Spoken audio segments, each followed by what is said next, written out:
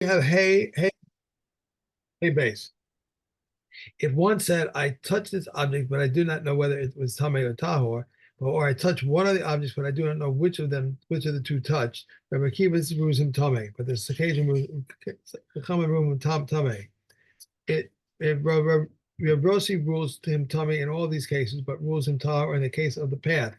But it is the way of people to walk, but it's not the way of people to touch. Regardless, two paths, one Tame and one Tahor. If one walked on one of them and then prepared Taharos, and they were eaten, he sprinkled once and again and immersed and purified himself, and then walked on the second path and prepared Taharos. They are taken. They are Tahor. If the first Taharos are extant, these and those are suspended. If he did not purify himself in the interim, the first are suspended and the second should be burned. Regarding a sheretz and a frog in the public domain, if one touched one of them and prepared taharos and they were eaten, and he immersed himself, touched the second object and prepared taharos, those taharos are tahor. If the first taharos are extant, these and those are suspended. And if he did not immerse in the interim, the first taharos are suspended and the second taharos should be burned. And this is it's actually an amazing halacha.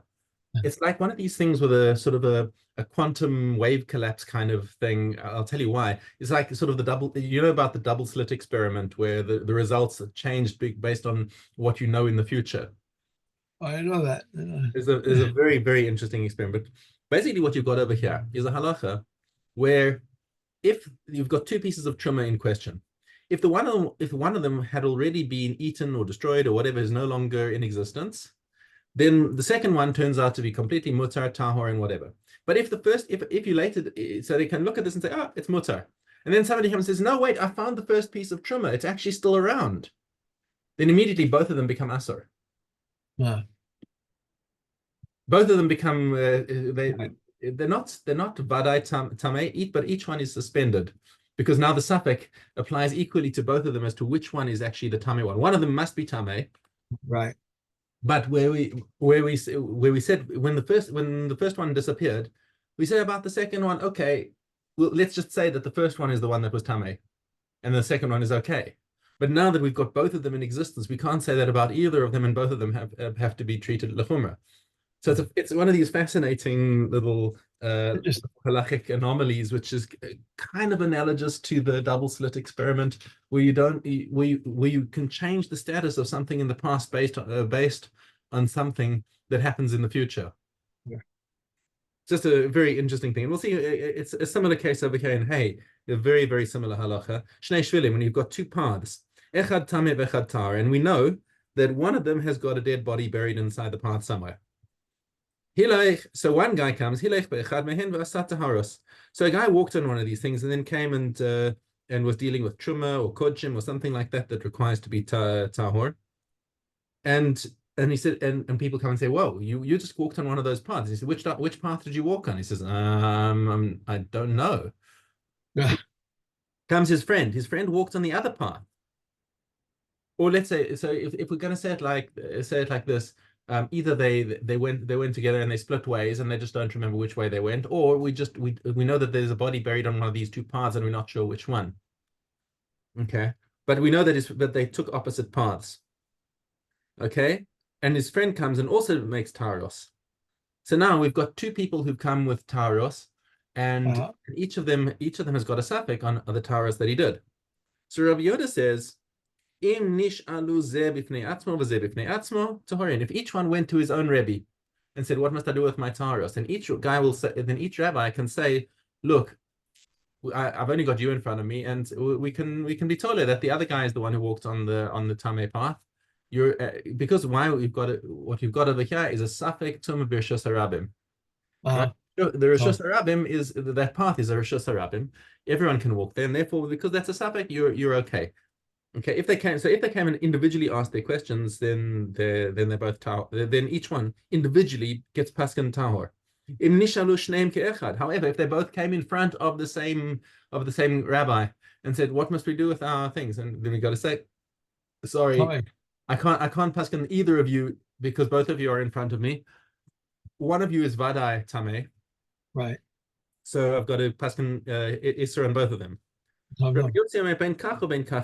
He says, in both cases, the halacha is that you're both tamei. Now we got to just dive into the commentary over here to understand what's actually happening, because the Gemara in Psachim explains that that if both of them went and asked at once, everyone agrees that that they're tamei. But if they asked one after the other, each one came independently, everyone agrees that they're tahor. So what's the case that they're arguing about? The machlokes is only in a case where one came to ask both about himself and about his friend. Okay, what's the din of each one of them? According to Rabbi Yehuda, the din is as if they are asking one after the other, and both of them can be paskened tahor. And according to Rabbi Yossi, the din is as if they're asking at once and both tamei. And in this case, the halacha is like Rabbi Yossi. So the machlokes is actually a very narrow case. Where really they agree that if they came independently, if they were completely independent, everyone agrees that they're both tahor. It's only question is if one is representing the other and asking the shaila on behalf of both of them, that Rabbi Yehuda would say that's tahor, and Rabbi Yossi says tamei. Okay. A similar case, yeah. Shnei kikarim, 2 loaves, echad tamei ve'echad tahor. We know that one is tamei and one is tahor. Achal es echad mehem v'asa taharos. So the guy ate 1 loaf, and then he did taharos. So now we're not sure if he was actually tamei or not, because we're not sure which loaf he ate. His friend came and ate the 2nd loaf. And so it's almost the identical case to the 2 shvilim, except it's just a different case where were you eating bread and did you make yourself tamei or not? Rabbi Yehuda Omer, im nishalu ze b'fnei atzmo v'ze b'fnei atzmo tohorim, im nishalu shneim ke'echad tameim. Rabbi Yossi Omer ben kach ben kach tameim. The opinions are split exactly the same way as they were in the previous Mishnah, that it depends whether they're asking simultaneously or whether they're asking separately. And the machlokes really is only in the case where the one is asking on behalf of both of them. Both of them, right. Okay, is it counted as separate, or is it counted as together? Okay, so I'm not going to dive too much into that, because it's basically the same case as before, except it's just a different, there's a subtle difference. One is talking about, because the safek is tumah b'rishos harabim, and the other one is talking about the safek of which bread he ate. Why are they different? It's I don't think there was. I would like to see if somebody says why this case is different. Why you would think that the halacha might be different between the 2 cases, that we have to teach 2 mishnayos for 2 different cases, but they seem to be the same kind of safek. Anyway, Mishna Zayin, Misha Yashav b'Rishus Harabim. So a guy is sitting in the Rishus Harabim, Uba echad v'daras al begadav, and some guy came and walked over his clothes and carried on, and then he says, "Oh, I'm not sure about this, because that guy I don't know who that guy was who walked on top of me. Maybe he was a zav. If he was a zav and he stepped on my cloak, then my cloak is now an avatuma, and now I'm tamei from that." Okay. Oh, shirakak v'naga baruko. Or the guy walked past and spat, and wasn't very polite about it, and some of the spittle touched this guy. Al ruko, when it comes to the spittle, sorfim es truma, because that's a din that we have, is that safek of spittle, we say you can burn truma on that. Okay. Well, begadav holchim acharo, but when it comes to the clothing, we go after the majority of people in that town. If you have a majority of zavim, then the clothes are considered tamei, but if they're not, then the clothes are considered tahor. Okay, and therefore, so we can rule with the majority, even leheter completely, that it's completely tahor. What happens though? Yashan b'Rishus Harabim. The guy was sleeping in the street, and then he got up. Okay, Kelav Tameim Midras Divrei Rabbi Meir. So Rabbi Meir says we assume that during the night a bunch of people walked over him. So even if there's a majority of people who are tahor, Rabbi Meir is choshesh for the miut. He suspects the minority of people who might have been who might have come and walked on his clothes, and therefore we have to suspect that a zav walked on his clothes while he was sleeping. Chachamim Matarin, they said no difference, absolutely no difference. We go after the rov, and therefore he's tahor. Naga be'echad belayla. So 2 guys are sleeping in the street. And he rolls over and he touches somebody during the night. And the guy next to him doesn't think much of it, rolls over, goes back to sleep. And he didn't realize if the guy was alive or dead. But the next morning, and they find that this guy lying next to him is actually dead. So now the question is, when he touched him during the night, and this has to be out in the street because otherwise, if he's in an oil, then there's nothing to talk about. So we're talking outdoors. Okay. So if he touched him, of course he's tame, and if not, then he's tahor. So, but if he touched him when he was dead, so we're not sure if he was dead or alive. So Rabbi Meir says tahor. You found he's presumed b'chezkas alive until you saw him dead, and therefore therefore when you touched him, we presume he was alive. So here Rabbi Meir is going lehakel. Chachamim say no. You found him dead. His chazaka is dead until the last point when right and we said that earlier that when it comes to Thomas and Taros, we assume that they are as you found them. So if he's dead now, he was dead when you touched him. However, Thomas that's how the Mishnah concludes. However, Kahati points out that this is only in the case where it was not known whether this guy was alive or dead when he went to bed. But if he went to bed and this guy next to him was alive, then you've got a competing chazaka between when he saw him alive earlier in the night, and he woke up the next morning and he was dead. So now you don't have then we do have we presume that he was alive until you found him dead, just like Rabbi Meir. So the halacha follows the chachamim in this case. Okay. Back to Gimel Beis. Gimel Beis. Rameya says oil is always at beginning level of tuma, but the commentate even honey. Reb Shimon Shasuri says even wine. Regarding a mass of olives which fell into an oven, and an oven was kindled, if the mass consists of exactly an egg's volume of olives, the oven is tahor. If the mass consists of more than an egg's volume of olives, the oven is tameh. For as soon as the first drop of oil emerges, it is rendered tameh by an egg's volume of food. If the olives are separate, even if they consist of a saw, the oven is tahor. Regarding it's one contaminated with corpse tumor who squeezed olives and grapes, if the olives and grapes consist exactly of an egg's volume, the extracted liquid is tahor, provided that it does not touch the place of the liquid. If the grapes or olives consist of more than an egg's volume, the juice is tameh, since as soon as the first drops emerges, it is rendered tameh by an egg's volume of food. If it was a zav or a zava, even if he squeezed only a single fruit, the liquid is tameh, for as soon as the first drop emerges, it's rendered tameh from being carried by a zava. And regarding the lav who milked the goat, the milk is tameh, for as soon as the first drop emerges, it is rendered tameh through being carried by a zav.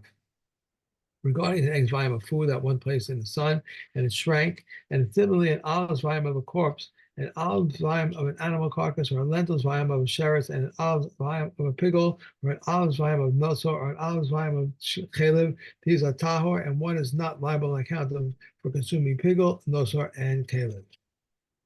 If you place them in the rain and they swell, they are tameh, and if one is liable on their account for consuming pigle, nosor, or chalev. Okay. All right. Okay. Para hey alu.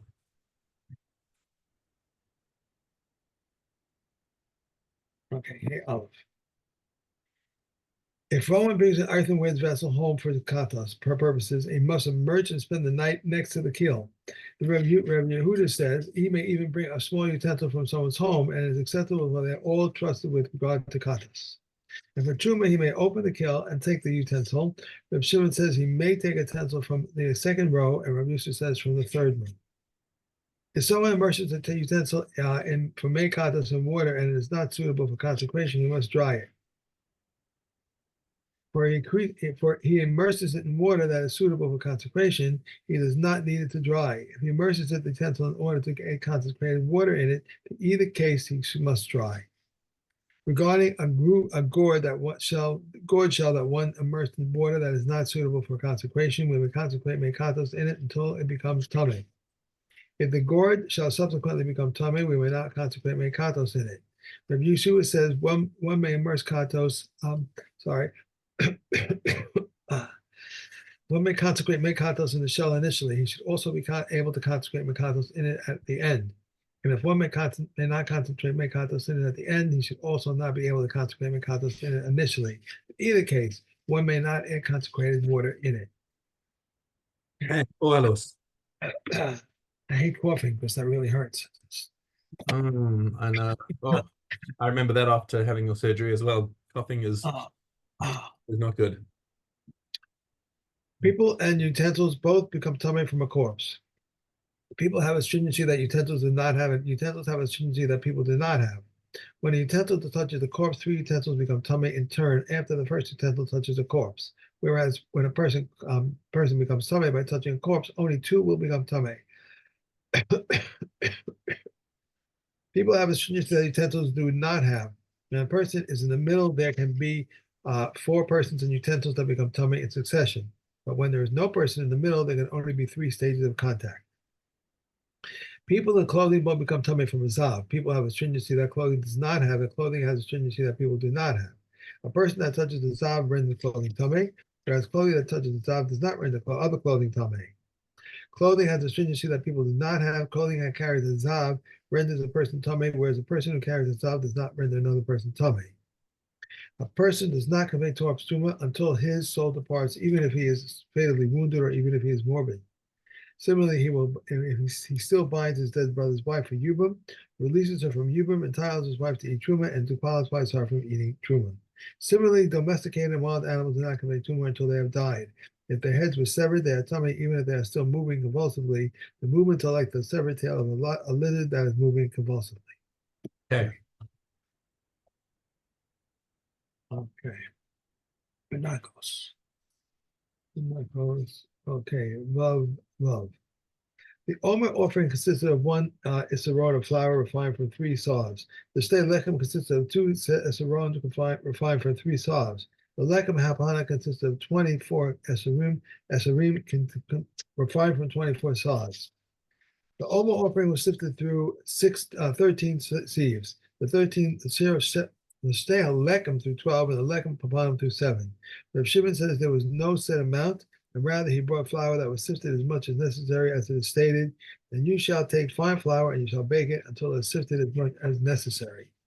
Okay, I have to go on to the next one.